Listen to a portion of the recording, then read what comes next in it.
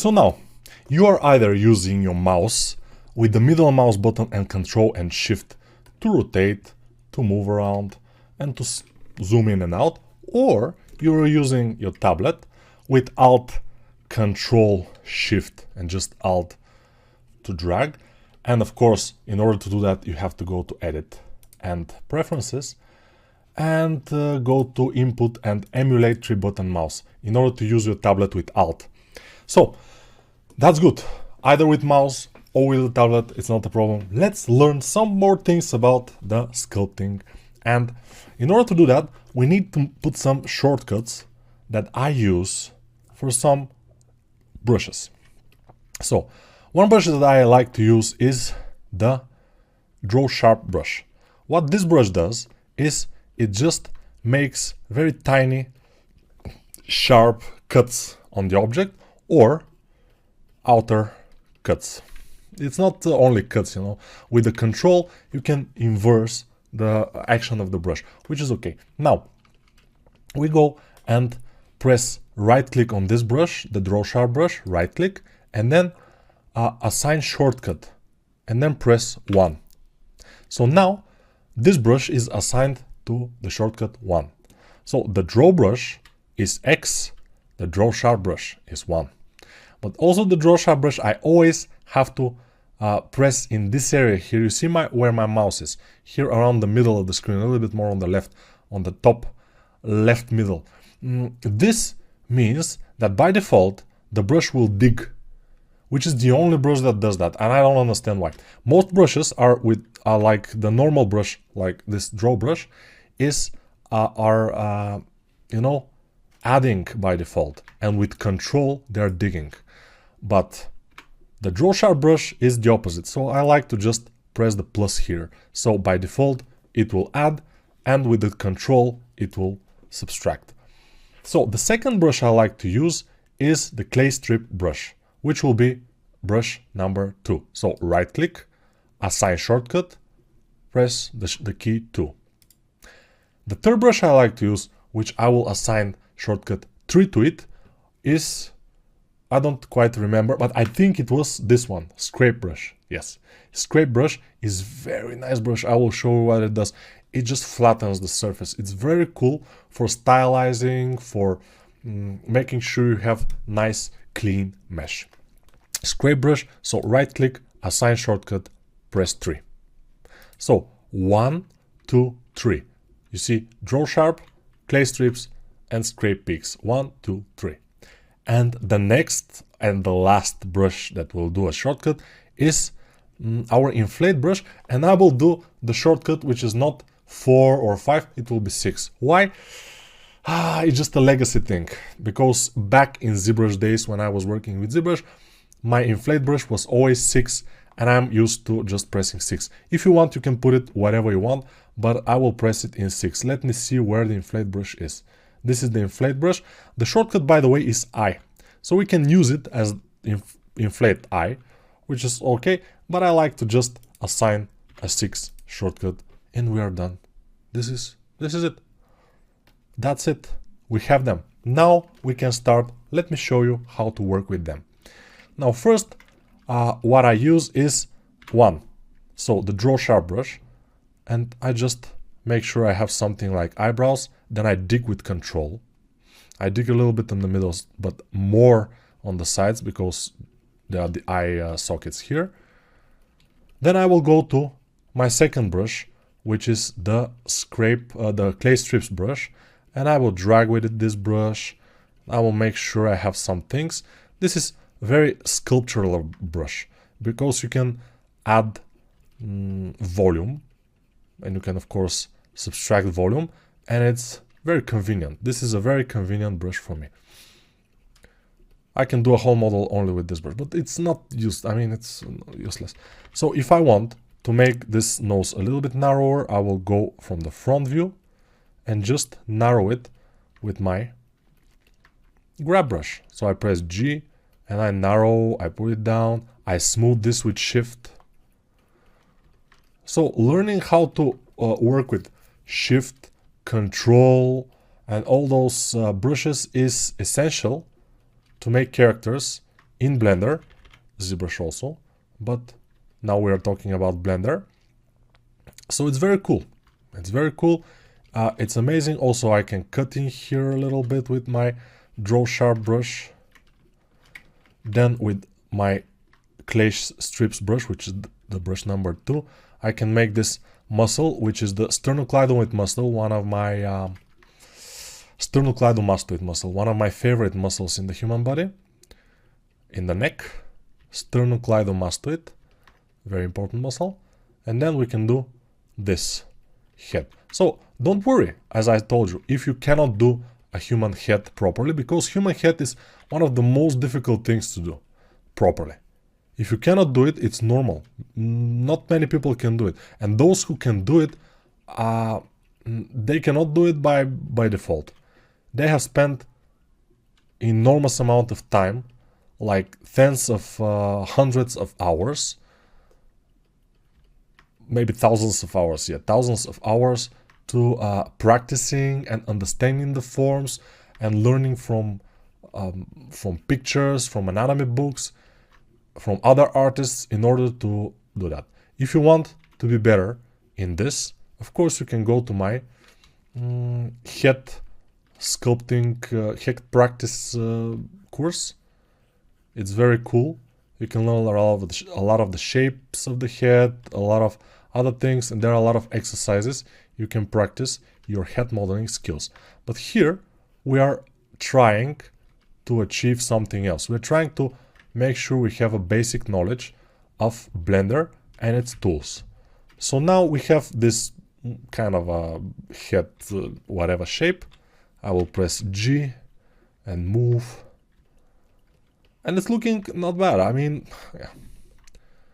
But as I said, it's not supposed to be very good. It's not supposed to look nice. Yours shouldn't look nice.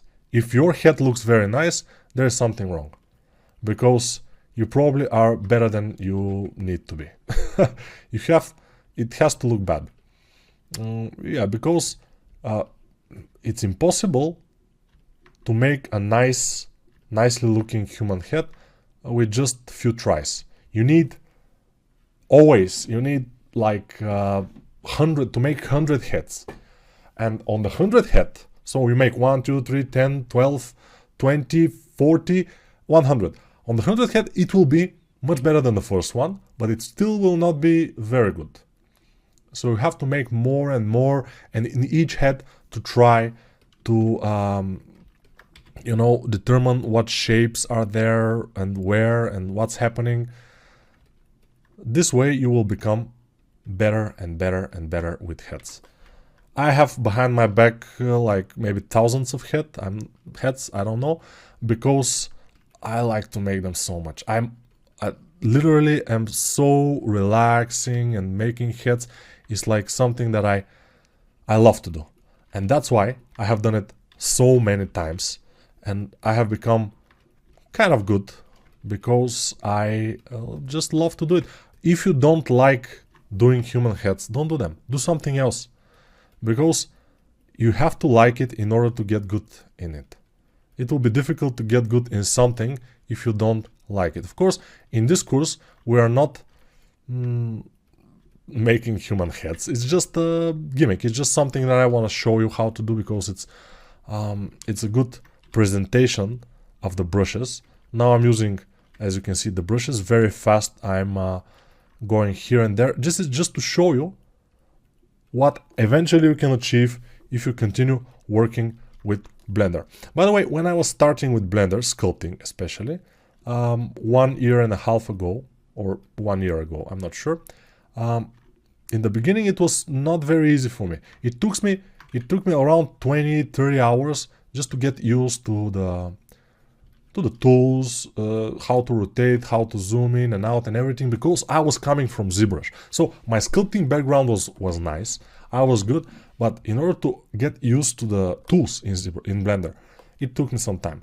For you, if you are a beginner in art also, it will be much more difficult, so you need more time. So 20 hours in the program will not be enough at all, but it will be a good beginning, because in 20 hours you will start feeling much more at home in Blender. And you don't have to be afraid to experiment, because your work in the beginning is not very, let's say it's not very important. If you lose it or something, or if something happens, it's not super important.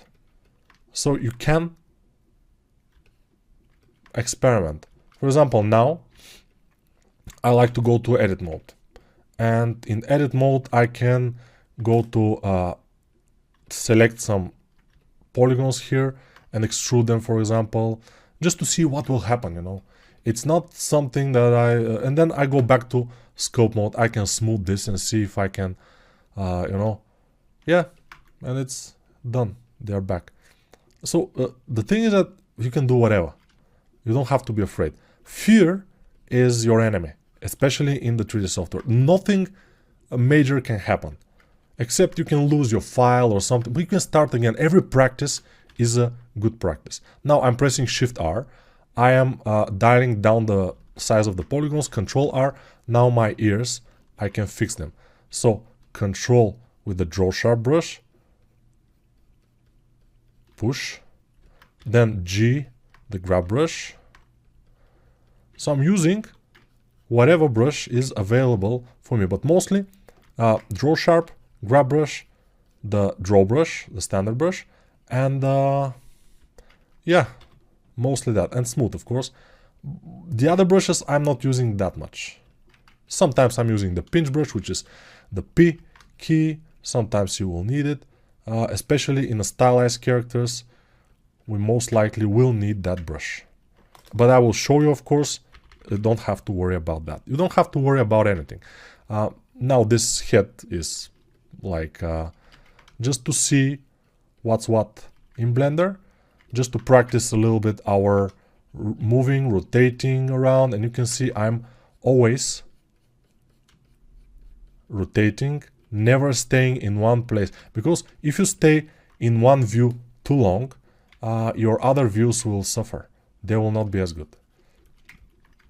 So we have to be careful about that.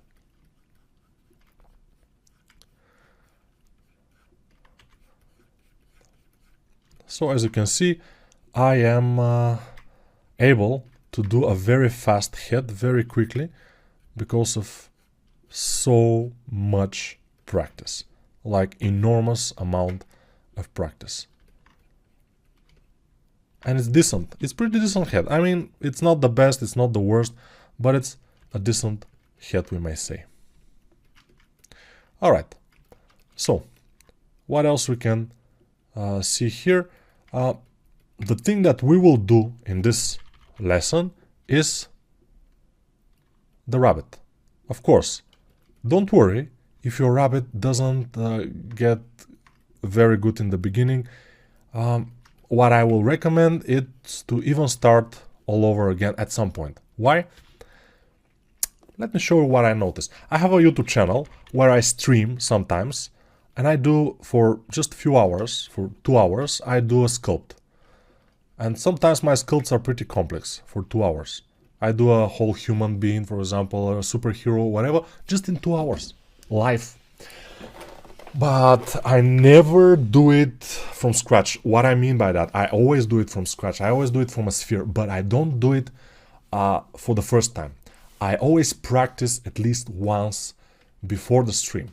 So I spend like 2 hours before the stream, like in the day before the stream, I spend 2 hours to see if this is possible to be done in 2 hours. And also I kind of get familiar with the shapes, with the forms while doing it. And when I do it once, the second time is easier. It's easier. That's why if you cannot do the rabbit in the first try, don't worry to try the second time. This will not be a waste of time at all. All of this is a good practice. Everything is good practice. Practice makes perfect. If you don't practice, if you don't try a couple of times, it will not happen. It will never be ultra nice. So the rabbit I have also practiced a little bit these days. So I think I can show you how to make it nicely. The rabbit hole. but we'll see. We will definitely going to be able to see what is happening. Now, okay, let's cut to the chase. Now, this is our head. In the next video, we will start doing the rabbit by making the basics of the rabbit head. It will not be easy. It will even be hard. But I will guide you through the process as much as we can. I will always tell you the shortcuts that I'm using. I will always tell you the brushes that I'm using, especially in the beginning, until you get kind of used to it. Because in the beginning is always difficult. Beginning is the most difficult thing in everything.